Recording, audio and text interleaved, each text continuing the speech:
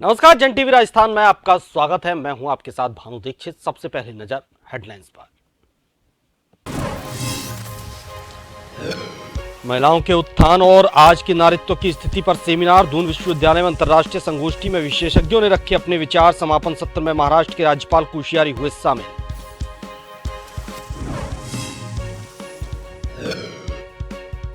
CM Dhami का mission drugs free देवभूमि 2025 अभियान। हरिद्वार के गड़ी मीरपुर और रुड़की के सिरचंदी गांव में पुलिस ने लगाई चौपाल। ग्रामीणों को नशे के प्रति किया जागरूक।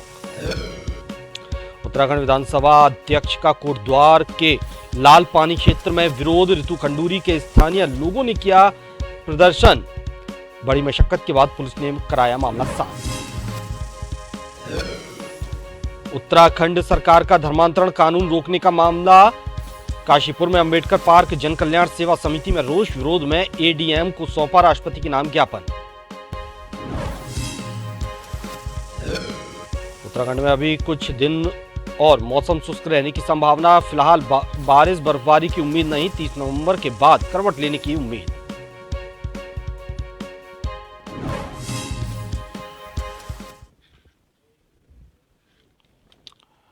और खबरें विस्तार से। जनपद उधम सिंह नगर के खटीमा में पीलीभीत रोड स्थित सालबोजी कक्ष संख्या 1 में वन विभाग की जमीन पर अवैध रूप से काबिज 31 अतिक्रमणकारियों के खिलाफ कार्रवाई की।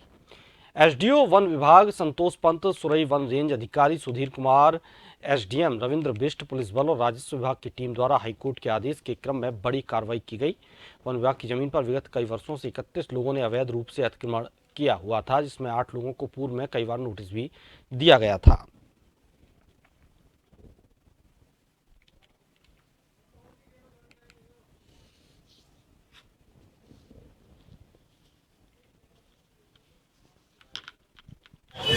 कंजर्वेटिव फॉरेस्ट का एक आदेश आया है जो भी यहाँ पर इलीगली अप्रोच किया हुआ है फॉरेस्ट लैंड में, उनका एविक्शन किया जाए, क्योंकि कोर्ट से भी वो हार गए हैं। लिहाजा उसमें हम आज कार्रवाई की जा रही है, लेकिन हमें निर्देश ये दिए हैं कि फिलहाल आप परमानेंट स्ट्रक्चर्स को ना छुएं, केवल मार्किंग कर लें कि हमारा एरिया कहाँ पर है, और फर्दर इनको ऑर्डर की कॉपी देते हुए जितना भी समय फॉरेस्ट डिपार्टमेंट इनको प्रोवाइड करे, फिर परमानेंट स्ट्रक्चर को भी ध्वस्त किया जाए।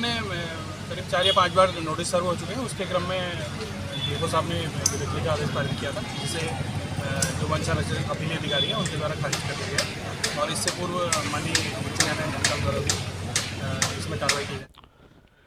उत्तराखंड देश की बड़ी नदियों और जल स्रोतों के लिए जाना जाता है, लेकिन सरकार ने जल जीवन मिशन योजना के अंतर्गत हर घर से नल योजना के जरिए प्रत्येक घर जल पहुंचाने का लक्ष्य रखा, लेकिन पहाड़ में रहने वाले लोगों की प्यास नहीं बुझ पाई। तो वहीं आम आदमी पार्टी यूथ विंग के प्रदेश उपाध्यक्ष शमशेर आर्यन ने कहा कि सोमेश्वर विधानसभा जल जीवन मिशन योजना के अंतर्गत बहुत घोटाला हुआ है। उन्होंने कहा कि ऐसा घोटाला 15 साल के इतिहास में कभी नहीं हुआ। उन्होंने इस मामले में उच्च स्तरीय जांच कराने की मांग की।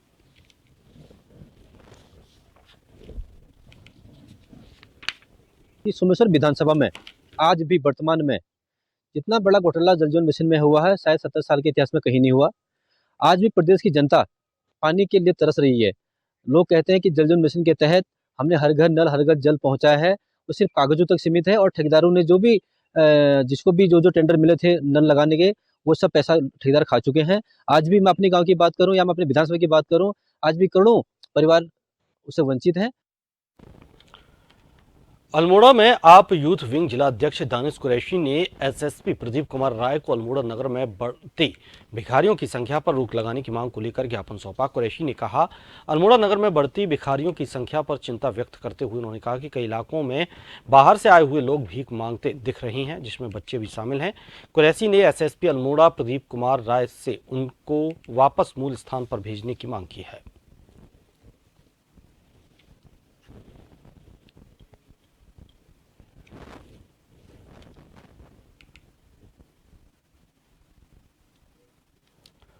संवर्धनी न्यास की ओर से महिलाओं के उत्थान और आज के नारीत्व की स्थिति पर दून विश्वविद्यालय में 2 दिवसीय अंतर्राष्ट्रीय संगोष्ठी कार्यक्रम का आयोजन किया गया, जिसका शुभारंभ राज्यपाल गुरमीत सिंह ने किया था। तो वहीं कार्यक्रम के समापन पर महाराष्ट्र के राज्यपाल भगत सिंह कोश्यारी पहुंचे, जहां भगत सिंह कोश्यारी का स्वागत कुलपति ने बुके देकर किया।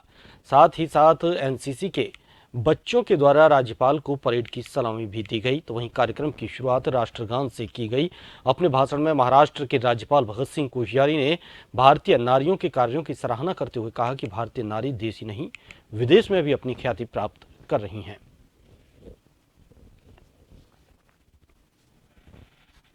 देखिए, मैंने अपनी बात में भी कहा कि हम सब कुछ माताओं की ओर से हैं और विशेष करके उत्तराखंड में तो सारी हमारी इकोनॉमी माताओं पर निर्भर है, बहनों पर निर्भर है। और आज हम जो जहाँ पर भी हैं वो अपनी माताओं की वजह से हैं और इसीलिए कोशिश की जा रही है आदरणीय प्रधानमंत्री नरेंद्र मोदी जी के नेतृत्व में कि बेटी और महिलाओं के लिए अनेक इस प्रकार की योजनाएं बनाई गई हैं। मुझे लगता है कि अगले 8-10 वर्षों में आपको लगेगा कि भारत का एक और ही चित्र है और आप जैसे यहाँ से आई हैं ऐसे सामान्य से सामान्य ग्राम की हमारी बहन भी, बच्ची भी ऐसे आगे आएगी। खबर उत्तराखंड के रुड़की से, जहां भगवानपुर थाना क्षेत्र के गांव सिरचंदी में उत्तराखंड के मुख्यमंत्री पुष्कर सिंह धामी द्वारा 2025 तक प्रदेश को ड्रग्स फ्री करने की मुहिम के दौरान एसएसपी अजय सिंह चौपाल ने भाग लिया। इस दौरान लोगों को ड्रग्स से होने वाले नुकसान के बारे में जानकारी देते हुए इससे बचने की सलाह दी। तो वहीं ड्रग्स का कारोबार करने वालों को भी चेतावनी दी कि अगर कोई भी ड्रग्स का कारोबार कर रहा है तो उसे फौरन बंद कर दे। वहीं एसएसपी ने ड्रग्स माफियाओं का साथ देने वालों पर भी कड़ी कार्रवाई करने की बात कही।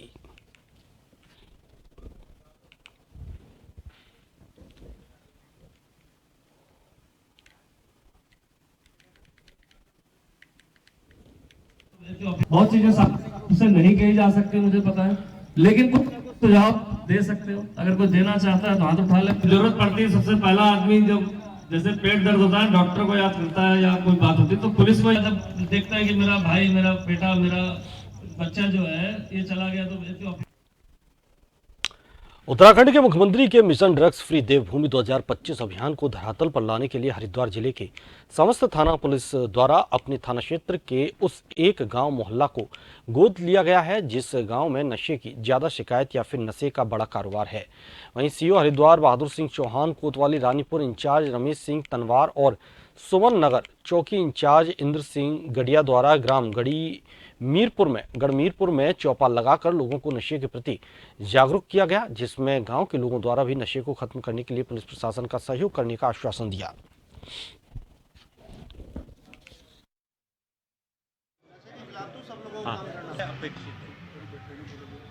ठीक है। हमारे मुख्यमंत्री जी के द्वारा ड्रग फ्री उत्तराखंड बनाने का एक संकल्प लिया गया है। उसी संकल्प को पूर्ण करने के लिए एसएसपी हरिद्वार महोदय के निर्देश पे हमारे द्वारा गढ़मीरपुर में एक मीटिंग आयोजित की गई है। सभी ग्राम वासियों को जो है ड्रग्स के प्रति जागरूक करने का निर्णय लिया गया है और सभी को शपथ दिलाई गई है कि हम गढ़मीरपुर को नशा मुक्त करेंगे। ताकि जो नशा चल रहा है गांव में, देहात में और जगह चल रहा है, स्मैक वगैरह का जो सूखे नशे हैं उनके उसमें था कि भाई इसको जड़ मूल से ख़त्म किया जाए तो आने वाली जनरेशन को थोड़ा अच्छा मिलेगा देखने को और काम करने का भी, क्योंकि इसमें नशे के में सिवाय बर्बादी का कुछ नहीं है। और हमने देखा कि लोग काफ़ी नशा करके घूमते भी हैं और वो समाज के लिए अच्छा नहीं है, समाज इससे दूषित होता है।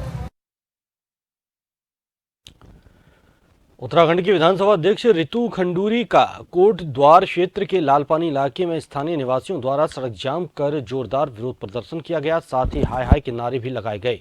गुरुग्राम राय स्कूल के एनुअल फंक्शन कार्यक्रम में विधानसभा अध्यक्ष खंडूरी जा रही थीं। उसी दौरान स्थानीय जनता ने सड़क जाम कर विरोध किया। इस दौरान पुलिस और जनता के बीच धक्का मुक्की भी हुई, जिसके बाद अध्यक्ष जनता के डर से छुपते छुपाते दूसरे रास्ते से किसी के साथ स्कूटी पर कार्यक्रम में पहुंची। कार्यक्रम में वापसी के दौरान जनता ने फिर घेराव किया और अपना आक्रोश दिखाया। कोटद्वार बाईपास को लेकर जनता ने विधानसभा अध्यक्ष का विरोध किया। स्थानीय निवासियों ने आरोप लगाया कि अध्यक्ष द्वारा जनता की बात नहीं सुनी, जिसको लेकर जनता में भारी आक्रोश व्याप्त है।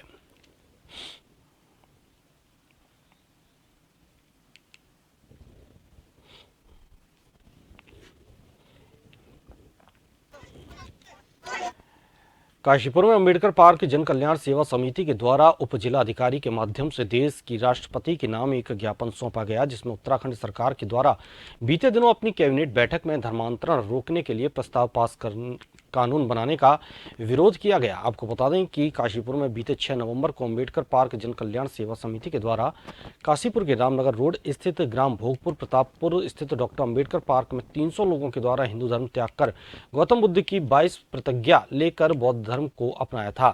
काशीपुर में आयोजित कार्यक्रम में धम्म संदेशना और धम्म दीक्षा समारोह का आयोजन किया गया।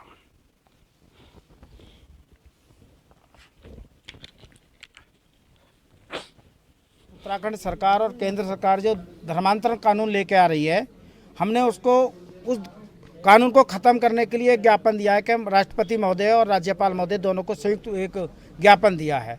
और उसमें हमने ये कहा है कि जो हमारे फंडामेंटल राइट हैं, जिसे भारतीय संविधान हमको फंडामेंटल राइट देता है धर्म परिवर्तन करने का और सब चीज़ की आज़ादी देता है, इसलिए ये जो कानून सरकार लाना चाहती है उस कानून के विरोध में हमने आज ज्ञापन दिया है। फिलहाल यहाँ रुकेंगे एक छोटे से ब्रेक के लिए।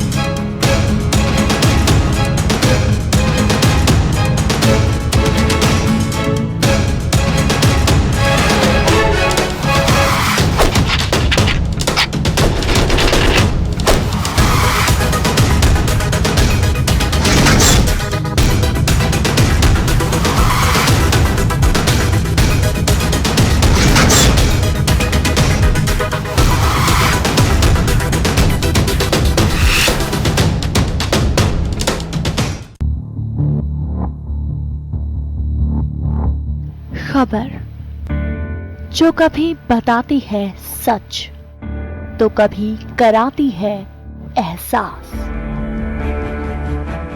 खबर जो है कुछ खास।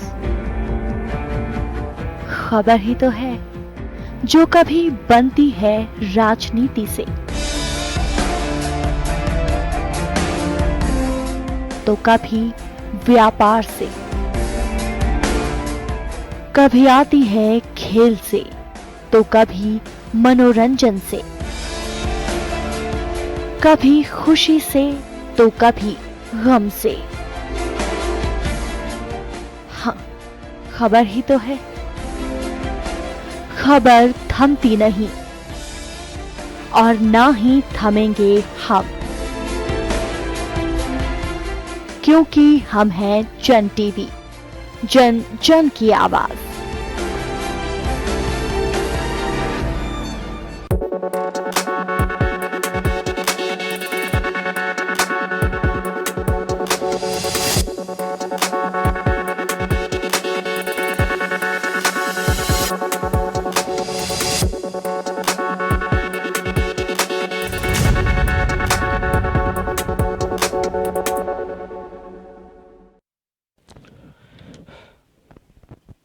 ब्रेक के बाद आपका स्वागत है। आगे बढ़ते हैं। पूरे भारत में जहां संविधान दिवस को धूमधाम से मनाया जा रहा है, तो वहीं जनपद ऊधम सिंह नगर के सितारगंज स्थित महाबोधिसत्व अम्बेडकर मिशन बुद्ध विहार में क्षेत्र के गणमान्य एवं प्रबुद्ध जनों की उपस्थिति में आयोजित एक कार्यक्रम में संविधान दिवस के रूप में हर्षोल्लास पूर्वक मनाया गया। वहीं बुद्ध विहार परिसर में स्थित संविधान निर्माता भारत रत्न डॉक्टर भीमराव अम्बेडकर की प्रतिमा पर प्रबुद्ध जनों द्वारा माल्यार्पण कर श्रद्धासुमन अर्पित किया गया। विश्व के सबसे बड़े लोकतंत्र भारत में एकता, समानता और समरसता का परिचायक पवित्र ग्रंथ संविधान के निर्माता डॉक्टर अंबेडकर के संघर्षों और योगदान को याद किया गया।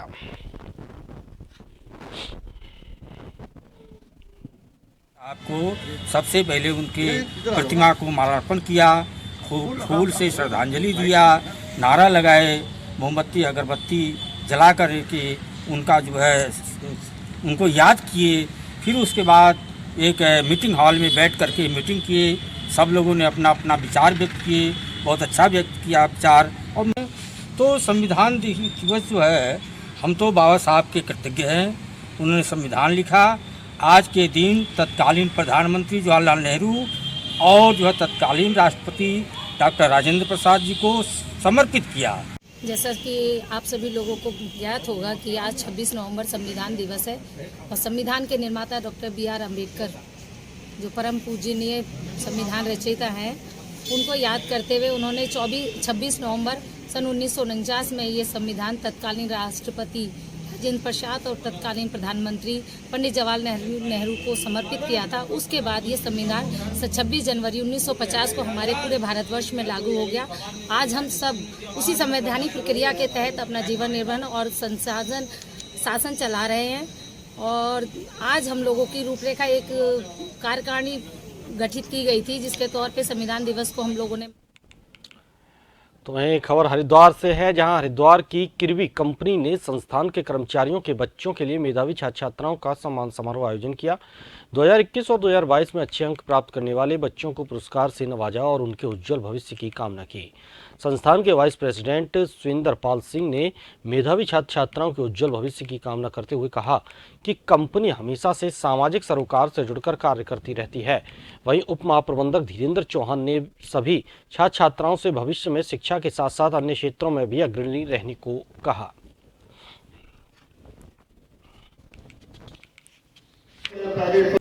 बच्चे कौन थे और कहाँ पढ़ते थे, उन्हें कंपनी से क्या मतलब है? ये देखिए, ये सारे बच्चे जो मेधावी छात्र को जिनका हम वो कर रहे हैं, सम्मान कर रहे हैं, ये सारे हमारे एम्प्लॉइज़ के बच्चे हैं। और हरिद्वार के विभिन्न स्कूलों से, हिंदी मीडियम और इंग्लिश मीडियम से ये बच्चे आए हैं। और मैंने जो देखा है, पहली कक्षा से लेकर के 12वीं तक के बच्चों को, जो फर्स्ट सेकंड थर्ड अपने स्कूलों में आए हैं, और हमारे एम्प्लॉइज़ के बच्चे हैं किरवी कंपनी के।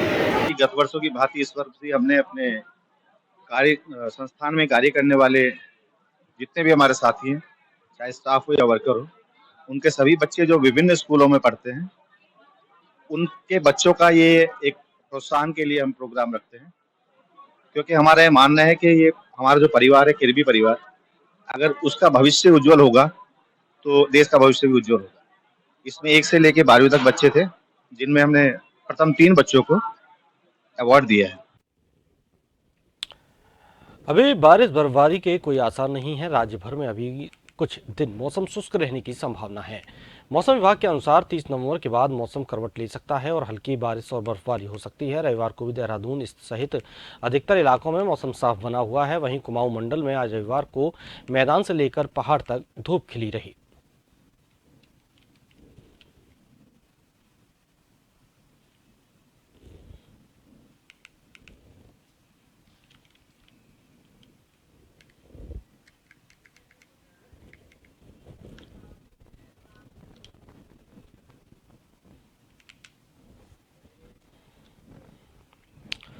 पिछले दिनों परिवहन विभाग द्वारा आदेश जारी किया गया था कि डीजल संचालित ऑटो और विक्रम जो 10 वर्ष पुराने हैं उनको बाहर का रास्ता दिखाया जाएगा और इसके एवज में उनको सीएनजी विक्रम संचालित करने के लिए परमिट देने की बात की गई है, जिसको लेकर अब तमाम ऑटो विक्रम यूनियन लामबंद हो गई है। उनका कहना है कि सरकार द्वारा अपनी मनमानी तरीके से ये आदेश जारी किए गए हैं। वहीं दूसरी ओर सिटी बस यूनियन के अध्यक्ष विजयवर्धन डंडरियाल ने कहा कि सरकार द्वारा जिस प्रकार आदेश जारी किए गए, परंतु आरटीओ द्वारा अपनी मनमानी ढंग से आदेशों को जारी करने की कवायद की गई, जो कतई बर्दाश्त नहीं की जाएगी। ऑटो और विक्रम पे जो है बारी है। कल जो है जीसीएन जो आपका आदेश ये दिखा रहे हैं अपना ये इसका पर्यावरण के उसमें ये कह रहे हैं कि आदेश आया है ऊपर से सुप्रीम कोर्ट के कि ये जो विक्रम हो या ऑटो को बाहर किया जाएगा, तो कहीं ना कहीं आज इनकी बारी है, कल हमारी बारी है। इसलिए हमारा ये कहने का है कि सभी लोगों का पहाड़ में रोजगार रहे और हम सब लोग इनके साथ हैं और इसके कंधे से कंधा मिलाकर हम इनका जो है आंदोलन का समर्थन करते हैं। बद्री केदार मंदिर समिति ने प्रदेश में शीतकालीन यात्रा को लेकर प्लान बनाना शुरू कर दिया है। बद्री केदार मंदिर समिति के अध्यक्ष अजेंद्र अजय का कहना है कि मुख्यमंत्री पुष्कर सिंह धामी ने जिस तरह से शीतकालीन यात्रा के लिए बात कही है, उसके मद्देनजर समिति ने अपनी तैयारियां तेज कर दी हैं। उनका कहना है कि पहले चरण में कई मंदिरों का पुनर्निर्माण कार्य शुरू होने जा रहा है, जिसमें ओमकेश्वर, त्रियुगी नारायण और जोशीमठ के नरसिंह मंदिर को शामिल किया गया है। प्रदेश में शीतकालीन के दौरान भी यात्राएं शुरू हों, इसकी तैयारियां कर दी गई हैं। जैसे केदारनाथ जी का जो शीतकालीन गद्दी स्थल है, ऊखीमठ स्थित ओंकारेश्वर मंदिर, वहाँ के उसके विकास और उस परिसर के एक्सटेंशन के लिए हमने एक बड़ा अभियान हाथ में लिया है और इसके हमारी प्रथम चरण की डीपीआर तैयार हो चुकी है, सेकंड चरण की डीपीआर भी उसकी तैयार हो रही है। तो उसमें वहाँ पर हम उसका मंदिर परिसर का पूरा विस्तारीकरण, उसके सौंदर्यीकरण, वहाँ पर पार्किंग इत्यादि की सुविधाओं के विकास के लिए काम कर रहे हैं और हमें उम्मीद है कि इस वर्ष जनवरी से हम वहाँ पर उस निर्माण कार्य को प्रारंभ कर देंगे। केंद्र सरकार द्वारा प्रधानमंत्री आवास योजना ग्रामीण में उत्तराखंड के लिए 18,602 अतिरिक्त आवास की स्वीकृति मिली है। इसको लेकर मुख्यमंत्री पुष्कर सिंह धामी ने इसके लिए प्रधानमंत्री नरेंद्र मोदी और केंद्रीय ग्रामीण विकास मंत्री गिरिराज सिंह का आभार व्यक्त किया है। वहीं भाजपा के प्रदेश प्रवक्ता ने कहा कि प्रधानमंत्री नरेंद्र मोदी का उत्तराखंड से विशेष लगाव है और यही कारण है कि उत्तराखंड के जनहित से संबंधित और उत्तराखंड लोगों की समस्याओं को सुलझाने के लिए प्रधानमंत्री हमेशा प्रयासरत रहे हैं। यही कारण है कि अब ग्रामीण विकास के लिए 18,000 से ज्यादा आवास स्वीकृत हुए हैं।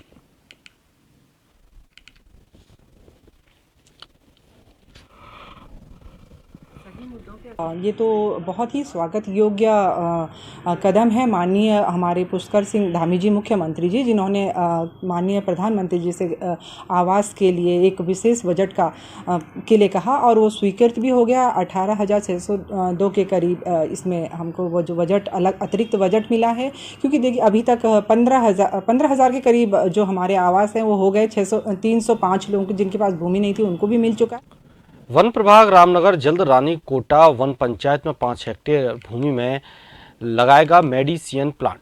शासन को भेजा प्रस्ताव। बता दें कि रामनगर प्रभाग अब अपने देचोरी रेंज के अंतर्गत पड़ने वाले रानीकोटा क्षेत्र में 5 हेक्टेयर से ज़्यादा भूमि में जल्द लगाएगा औषधीय पौधे, जिससे स्थानीय लोगों को रोजगार से भी जोड़ा जाएगा।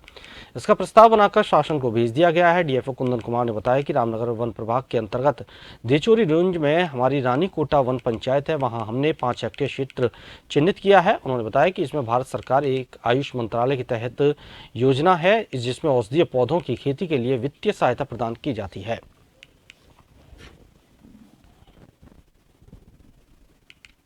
ये रामनगर वन प्रभाग के अंतर्गत जो हमारी देचौरी रेंज में रानीकोटा वन पंचायत है, तो वहाँ हमने 5 हेक्टेयर क्षेत्र चिन्हित किया है। इसमें एक भारत सरकार के आयुष मंत्रालय की एक योजना है, जिसमें जो औषधीय पौधे हैं उनके कल्टीवेशन के लिए वित्तीय सहायता प्रदान की जाती है। तो उसी क्रम में इसका एक प्रस्ताव तैयार करके उच्च स्तर को भेजा गया है, जिसमें उस वन पंचायत में जो औषधीय पौधे हैं उनका इन सिटू कंजर्वेशन किया जाएगा। वहाँ एक नर्सरी डेवलप की जाएगी और भी कई सारी एक्टिविटीज हैं, जिसमें वहाँ के स्थानीय लोगों को भी सम्मिलित किया जाएगा और उनसे उनके आजीविका का संवर्धन होगा। ये जो स्कीम है, इसका इम्प्लीमेंटेशन वन पंचायत के द्वारा ही किया जाएगा और उसमें वन पंचायत के लोग ही उस नर्सरी को और उस जो औषधीय पौधों की जो हर्बल गार्डन है उसको डेवलप करेंगे। इसी के साथ जन टीवी उत्तराखंड में फिलहाल इतना ही। दीजिए इजाजत। नमस्कार।